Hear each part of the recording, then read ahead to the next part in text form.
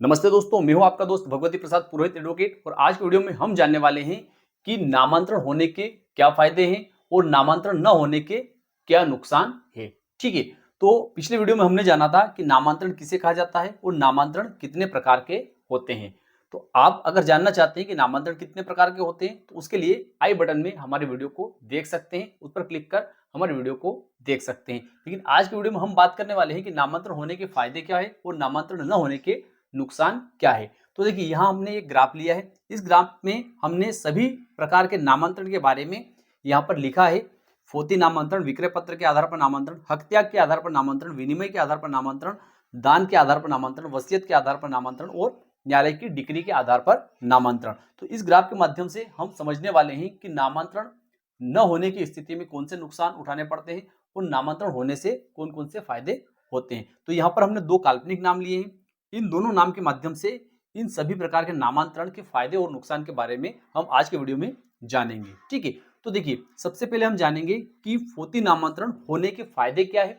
Photo नामांतरण होने के फायदे क्या है और फोती नामांतरण न होने के नुकसान क्या है। तो देखिए, अगर मान लेते हैं कि यह जो खेत है, यह खेत इस व्यक्ति के नाम से है जिसका नाम रामलाल है और इस व्यक्ति की मृत्यु हो जाती है, तो ऐसी स्थिति में इस खेत के राजस्व दस्तावेजों में अर्थात सरकारी कागज में जो नाम आएगा वह इस व्यक्ति के वारिसों का आएगा। तो हम मान लेते हैं कि इस व्यक्ति का जो वारिस है वह यह श्यामलाल है। अब अगर इस खेत के सरकारी कागज में यह श्यामलाल जो है यह अपना नामांतरण नहीं करवाता है इस रामलाल की मृत्यु के बाद में, तो ऐसी स्थिति में श्यामलाल कौन कौन से नुकसान उठाता है ना। तो देखिए, ऐसी स्थिति में ये श्यामलाल जो है अपना फोती नामांतरण नहीं करवाता है, तो ऐसी स्थिति में ये श्यामलाल जो है ये किसी बैंक से लोन नहीं ले सकता है, इस जमीन को यह अंतरित नहीं कर सकता है या इस भूमि का किसी भी रूप में यह उपयोग नहीं कर सकता है। केवल खेती करने के अलावा इस श्यामलाल के पास में कोई विकल्प नहीं रहता है कि उस किसी भी प्रकार का शासन की योजना का इस जमीन के सरकारी कागज को लेकर यह लाभ उठा सके। ठीक है, तो यह तो हुआ इसका नुकसान। लेकिन अगर ये श्यामलाल जो है यह इस जमीन पर जो है इस रामलाल के स्थान पर श्यामलाल जो है अपना नामांतरण करवा लेता है, फोती नामांतरण करवा लेता है, तो ऐसी स्थिति में ये श्यामलाल जो है यह इस जमीन पर लोन ले सकता है, इसको अंतरित कर सकता है या अपने वारिसों के मध्य इस खेत का बंटवारा भी करवा सकता है। तो इस प्रकार से ये फायदा और नुकसान होता है। ठीक है, इसी प्रकार से दूसरा नामांतरण जो होता है वह होता है विक्रय पत्र के आधार पर नामांतरण। तो ऐसे ही हम समझेंगे कि मान लेते हैं कि यह जो खेत है ये इस रामलाल के नाम पर है और यह रामलाल जो है इस खेत को इस श्यामलाल को बेच देता है, लेकिन यह श्यामलाल जो है यह इस जमीन का जो है नामांतरण नहीं करवाता है, अर्थात अपने नाम पर इस जमीन को नहीं करवाता है। तो ऐसी स्थिति में श्यामलाल को कौन सा नुकसान उठाना पड़ेगा। तो देखिए, अगर ये श्यामलाल जो है यह इस जमीन पर अपना नामांतरण नहीं करवाता है और ऐसी स्थिति में अगर इस रामलाल की जो है जिसने इस जमीन को बेचा है उसकी मृत्यु हो जाती है, तो ऐसी स्थिति में इस रामलाल की जो वारिस है उनका नामांतरण इस जमीन के कागज में हो जाएगा, सरकारी कागज में इस रामलाल के वारिसों का नामांतरण हो जाएगा। और ऐसी स्थिति में जब ये श्यामलाल जो है यह अपना नामांतरण करवाने के लिए तहसीलदार महोदय के समक्ष मध्य प्रदेश भू राजस्व संहिता की धारा 109 और 110 के तहत आवेदन पेश करेगा, तो ऐसी स्थिति में इसको कई प्रकार की परेशानियां आ सकती है। ठीक है, और अगर ये श्यामलाल जो है और दूसरी परेशानी जो है श्यामलाल के लिए वही है कि अगर ये श्यामलाल जो है एक लंबे समय तक अगर इस जमीन के सरकारी कागज में अपना नामांतरण नहीं करवाता है, तो ऐसी स्थिति में यह रामलाल इस जमीन को किसी अन्य व्यक्ति को भी अंतरित कर सकता है, अर्थात विक्रय कर सकता है, बंटवारे के माध्यम से अपने वारिसों को दे सकता है, किसी को विनिमय कर सकता है, किसी को दान कर सकता है, किसी को वसीयत कर सकता है। तो इस प्रकार से इस श्यामलाल के लिए कई परेशानियां खड़ी हो सकती है। तो इसलिए विक्रय पत्र का नामांतरण जो है समय पर करवा लेना चाहिए। ठीक है, अगर ये श्यामलाल जो है ये अपना नामांतरण समय पर करवा लेता है तो इसको कौन कौन से फायदे हो सकते हैं। तो देखिए, अगर ये श्यामलाल जो है ये अपना नामांतरण इस जमीन को खरीदने के बाद में इस रामलाल से इस जमीन को खरीदने के बाद में समय पर करवा लेता है, तो ऐसी स्थिति में ये श्यामलाल जो है ये जैसा मैंने पहले बताया उन सभी परेशानियों से बच सकता है और इस जमीन पर यह लोन ले सकता है, इस जमीन पर यह सरकार की किसी योजना का लाभ ले सकता है या फिर इस जमीन को अपने वारिसों के मध्य विभाजन के माध्यम से दे सकता है या इसका किसी भी रूप में अंतरण कर सकता है। तो इस प्रकार से अगर विक्रय पत्र निष्पादित होता है तो उसका नामांतरण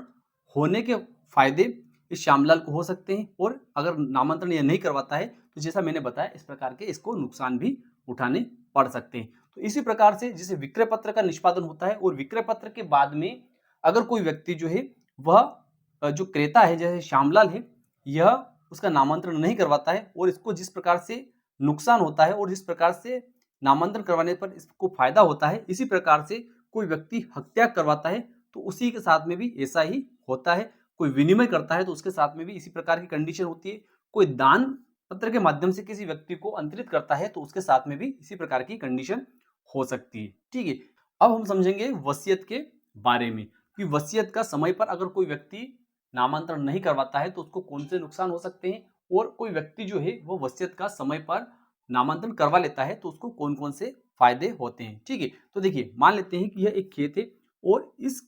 ये खेत जो है ये इस रामलाल के नाम पर है और ये रामलाल जो है अपने जीवन काल में इस खेत की वसीयत जो है इस श्यामलाल को कर देता है। अब क्या होता है कि श्यामलाल को इसकी वसीयत होने के बाद में इस रामलाल की मृत्यु हो जाती है। क्या होता है, इस रामलाल की मृत्यु हो जाती है। तो ऐसी स्थिति में श्यामलाल जो है इस वसीयत के आधार पर, जो इस खेत की वसीयत इस रामलाल ने की, उस वसीयत के आधार पर अपना नामांतरण करवा सकता है। लेकिन अगर इसने समय पर अपना नामांतरण नहीं करवाया तो ऐसी स्थिति में क्या होगा कि इस रामलाल के जो वारिस है ना, ये श्यामलाल भी इसका वारिस हो सकता है और इसके अलावा अन्य जो वारिस है वे लोग जो है इस जमीन को सरकारी कागज में अपने नाम पर करवा सकते हैं। और ऐसी स्थिति में इस श्यामलाल को कई प्रकार की परेशानियां आ सकती है। तो ऐसी स्थिति में इस श्यामलाल को जो है समय से वसीयत के आधार पर अपना नामांतरण करवा लेना चाहिए। और अगर तहसीलदार महोदय के समक्ष वसीयत के नामांतरण में किसी प्रकार की कोई आपत्ति आती है तो ऐसी स्थिति में इस श्यामलाल को सिविल न्यायालय के माध्यम से इस जमीन में अपना स्वत्व घोषित करवाना चाहिए, अपने मालिकी की इस जमीन को घोषित करवा लेनी चाहिए। और अगर यह समय पर अपना नामांतरण करवा लेता है वसीयत के आधार पर तो ऐसी स्थिति में इस खेत के सरकारी कागज में इस रामलाल के अन्य किसी वारिस का नाम अंकित नहीं होगा और ये श्यामलाल जो है यह कई प्रकार की परेशानियों से बच जाएगा। साथ ही साथ यह इस खेत पर नामांतरण करवाने के बाद में इस खेत को अंतरित कर सकता है, इस खेत पर लोन ले सकता है, इस खेत को विक्रय कर सकता है या बंटवारे के माध्यम से अपने वारिसों को भी दे सकता है। अगला नामांतरण जो होता है वह होता है डिक्री के आधार पर नामांतरण। तो देखिए डिक्री जो रहती है वह न्यायालय के द्वारा पारित निर्णय जो रहता है उसके बाद में डिक्री पारित की जाती है। और अगर किसी व्यक्ति के पक्ष में डिक्री पारित की गई, निर्णय पारित किया गया है और उस निर्णय और डिक्री के 12 वर्ष के भीतर अगर कोई व्यक्ति जो है उस डिक्री और निर्णय का अगर पालन नहीं करवाते हैं 12 वर्ष के भीतर, तो 12 वर्ष के बाद में उस निर्णय और डिक्री का पालन नहीं करवाया जा सकता है। तो इसलिए किसी भी व्यक्ति के पक्ष में अगर कोई निर्णय या डिक्री पारित की जाती है तो उसका पालन 12 वर्ष के मध्य करवा लेना चाहिए। तो ऐसे अगर कोई व्यक्ति, जैसे मान लेते हैं कि ये रामलाल और इस श्यामलाल के बीच में किसी जमीन को लेकर, जैसे इस जमीन को लेकर कोई विवाद चल रहा है और यह रामलाल जो है ये केस हार जाता है और ये श्यामलाल केस जीत जाता है, तो केस जीतने के बाद में अगर ये श्यामलाल जो है ये 12 वर्ष के भीतर इस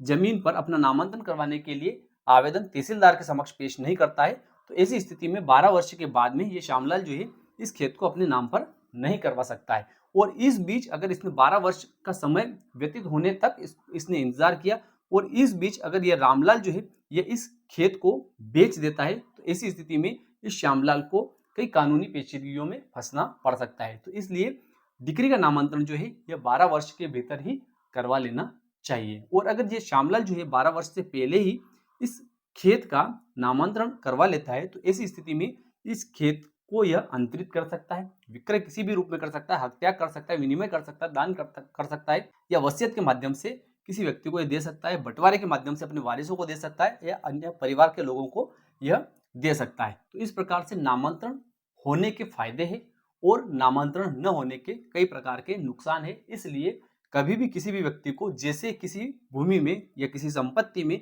हक प्राप्त होता है तो ऐसी स्थिति में उसे तत्काल अपना नामांतरण करवा लेना चाहिए, उसके लिए किसी प्रकार का कोई विलंब नहीं करना चाहिए। और अगर एन वक्त पर कोई व्यक्ति जागता है तो ऐसी स्थिति में उसको बड़ी मात्रा में अपना धन खर्च करना पड़ सकता है। तो इस प्रकार की सभी परेशानियों से बचने के लिए व्यक्ति को क्या करना चाहिए, नामांतरण समय पर करवा लेना चाहिए। तो मैं विश्वास रखता हूं कि दी गई जानकारी आपको अच्छी लगी होगी। अच्छी लगी तो वीडियो को लाइक कर दीजिए, अधिक से अधिक लोगों तक इसको शेयर कर दीजिए। फिर मिलते हैं अगले वीडियो में, तब तक के लिए जय हिंद जय भारत।